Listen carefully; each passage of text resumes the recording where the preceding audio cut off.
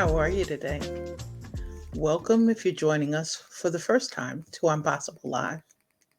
And if you're popping back in, welcome back.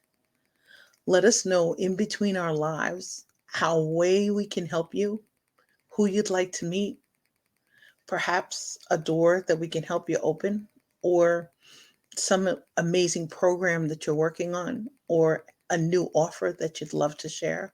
Love to help you get some great sea legs behind it and help you lift and aim towards blast off. Today's topic, make space to emerge, a gratitude topic. In a sense, because make space to emerge was a tagline for a multi-day retreat I host called Be Visible Shifts. And I was reminded recently in the process of taking some steps towards some trust certifications and the process of supporting clients who are trying to make space to emerge on their own terms in their own industries, to kind of revisit it with a twist.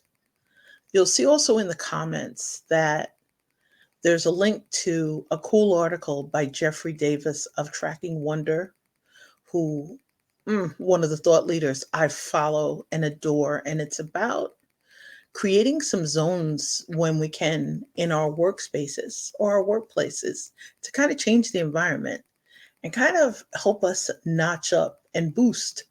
So that link you'll see is in the comments. You'll also find a link to 𝗍𝗂𝗳𝘂𝘁𝗲, who her company is Organizational Soul. And I've had the pleasure of hanging around with Yvette recently in the process of working on the trust certifications.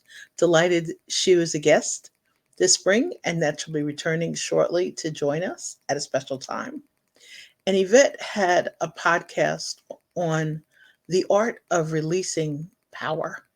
Just found it was kind of two maybe links that might be helpful to you if you're trying to make space to emerge or just weighing things. I love that a lot of the posts that I'm seeing recently are on keeping straight on the straight track, on to keep us moving forward and keep us moving towards goals and directions. One of the things that I've learned in the process of make space to emerge is to create space to pause, to breathe, to reach and dig into new juicy inspiration, to follow new trends, and maybe just to dream. Many who've known me for a while, I had a zillion journals. I am finally down to two, a gratitude journal and a trust journal. And I remember dreaming in the journals and not necessarily pausing to share those dreams. So if today's conversation helps you, besides just saying hi and unplugging and thanking you for joining us, if it helps you kind of take some steps, or somebody that you know take some steps in this struggle, in this, hey, Caron, welcome, in this struggle, in a sense, to live in this fragile world, which sometimes can really focus on the art of busyness and that need to kind of fill every moment. It keeps us away from our family sometimes. It keeps us away from people that we love. Hey, Louisa, how are you? And it really is the reminder that self-care is critical. It's that balance part. And we always look for that. You know, when we were kids, I loved that teeter-totter, or there was like a tilt-a-whirl. And I remember getting off of those rides as kids, and you were kind of dizzy. You felt like you were spinning. In this process of revisiting this topic, I was reminded of some steps to share and kind of to update them. So I'd love to share them with you in case it helps someone else. And Louisa, thank you again for joining us today, because self-care wasn't always high on Mel's list. and delighted now to have returned to naps when I can grab them. This is one of those weeks where I'm missing the naps. And I know I'll miss the naps this week, but hey, there's a holiday weekend on the other side, which maybe even if I have to, I'll sneak a nap in the car during a long road trip as we celebrate our beautiful niece's graduation this weekend. In this process of just reaching and trying to like check in, and at the same time trying to share stuff that's really happening for us. And I laugh with me because as I'm naming Impossible Lives, the universe keeps sending all this. Ooh, she wanted to know this. Hey, Queenie, how are you? Welcome back. And she wanted to know that she has a question. She's thinking about this. She's trying to find an answer. And I really appreciate those who are sharing great resources, just like the resources from Yvette Bethel and from Jeffrey Davis that are in the comments. But it reminded me there were a couple of steps that I shared with clients, and I updated them recently. Really? Hey, Queen Chi, how are you? That I updated them recently for us to share. And I'd love your feedback on some of them. If there are steps in there that would kind of help you or someone you know. I used to call them the 5 Ds. You'll laugh. Teacher's kid, there are now 7. And I keep playing with the order of them. And for you, I'd play with the order too, because you're the only one who knows when you need to make space. And you're the only one who knows where you want to show up, how you want to show up, and what energy and resources you have to be able to support that for you and your team. So, the 5 steps that are now 7 steps. And I think this is one of the reminders, and I really appreciate this in my recent conversation with Queen Chi, who is another amazing mental fitness coach in our universe. And just in general, she's got a unique perspective. If you have a chance, check out Who is the Queen in Your Empire, and you'll see why. Queen Chi makes me look like I have no energy, and I absolutely love it. But these are the 7 steps that I'd say, and it's up to you what the order is. The reason why debrief is at the end, it could be in between every other step if you chose for it to be. And it's at the end for a reason, because we don't remember sometimes to offload as we're making decisions, as we're changing directions in our businesses, in our strategies with our teams, for our teams. I made a shift probably around 10 days ago and announced uh, a decision to a team member. And I have to remember there are multiple team members now. That one decision didn't just affect that one team member. It didn't just come from a change that happened for me. It was going to create a ripple.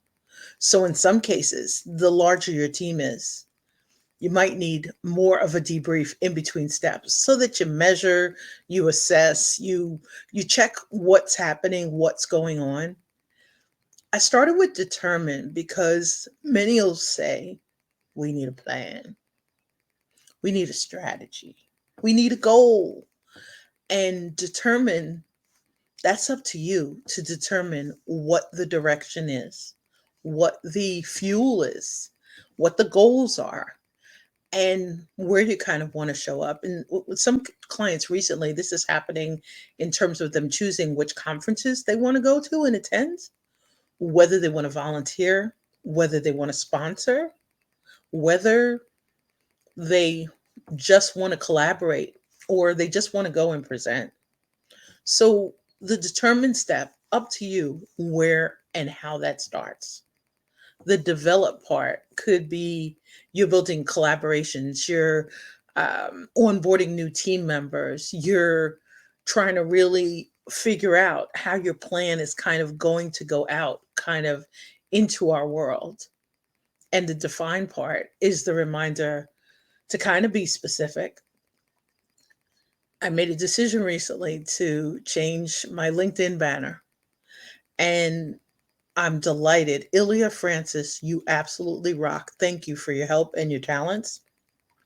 And Ilya and I went back and forth, and she really helped me kind of come to the core of some stuff that I needed to define. It helped me decide where I want to show up.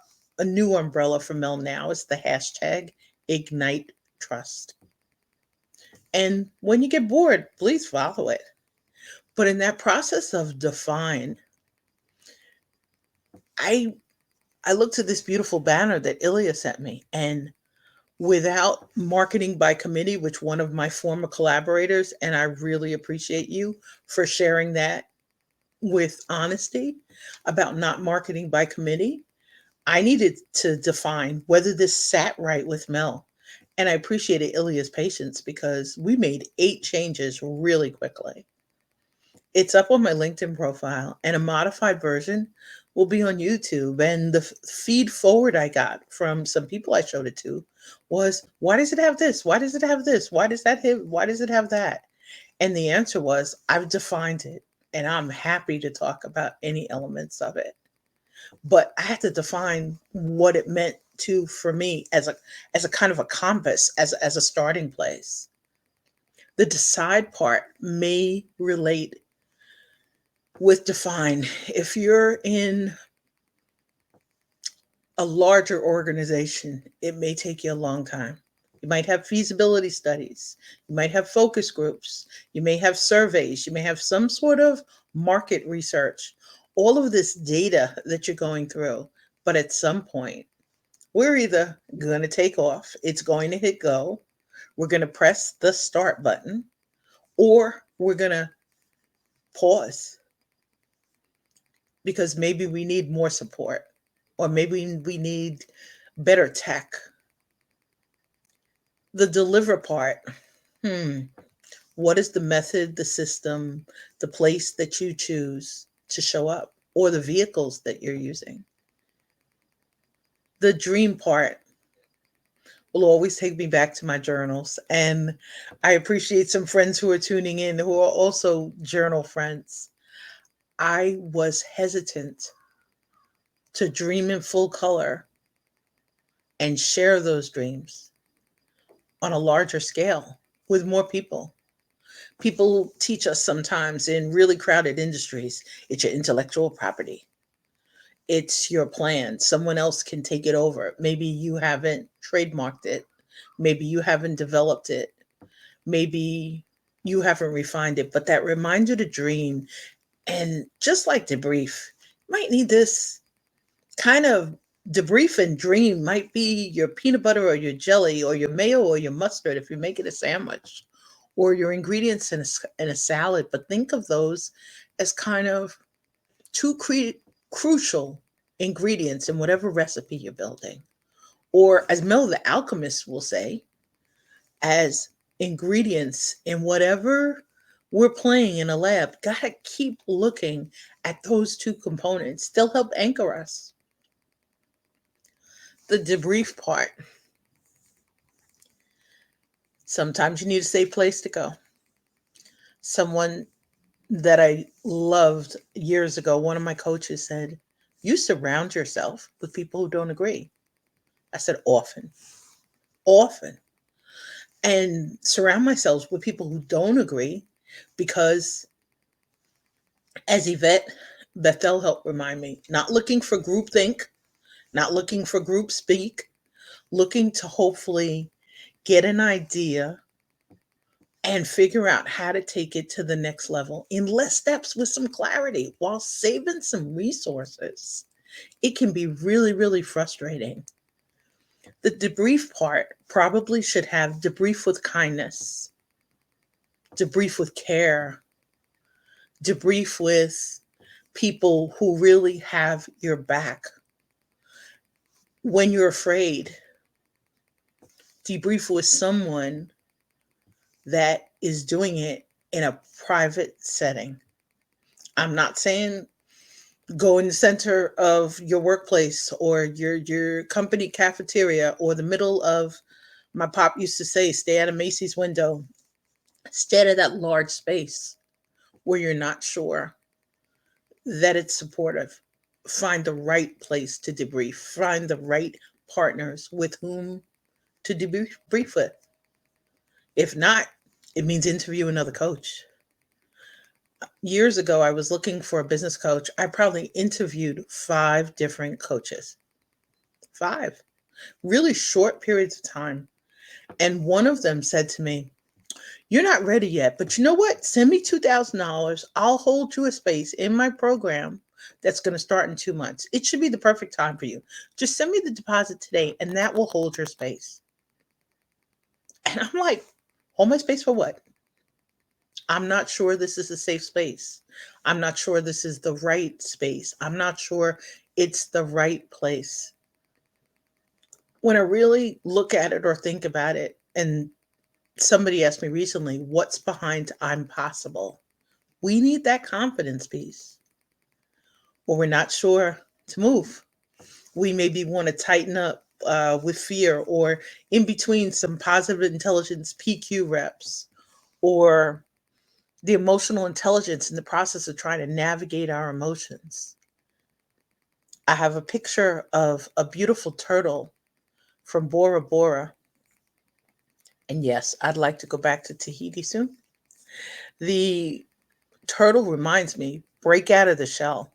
There's something on the new banner that reminds me, stay out of the shell. As an introvert, stay out of your own shell and make sure you're in safe places with people who light you up, working with clients who give you goosebumps, collaborating with people who light up your day. They make you feel rich and treasured, as opposed to tired, angry, depleted. Uh, I adore you, Louisa. I adore you, Louisa. Definitely. I'm serious. You ready? You ready? I really want to go back, and good friends are trying to get us to go back to Tahiti next year. I promise I'm going.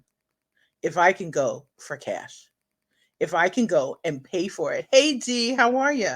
If I can go and pay for it in cash, I promise them I'm going back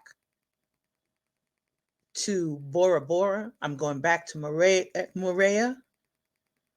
I'm going back to the days where I could get off a ship and leave my wallet and just hang out on a wave runner, because I could flip it over in a second, but I want to go back. There were beautiful places, beautiful scenery. It really helped me also entrepreneurial, tap into a spiritual core that I kind of hid before then. I didn't know it should be somewhere in here. We've got fuel that lights us up, whether it's faith, whether it's spirituality, whether it's inspiration. It's Dee would call it, and I love it. Check out Dee's amazing podcast. Dee had joined us, and she'll be back also to join us for a future Impossible Live. But Dee has a podcast about what lights your fire. And we need those type of steps. We need that kind of energy. And at the same time, we really need to create the space and make that space to emerge. I used to only do it in between events, during retreats, time with coaches. I now know it means, hey D, thanks for sharing the link to your podcast. Anybody else got a podcast? Feel free to pop them in there. And anybody who's got a link, an offer coming up that'll help someone make space to emerge, please share them. It reminds me it's time to toast to you and with you, and to thank you again for joining us.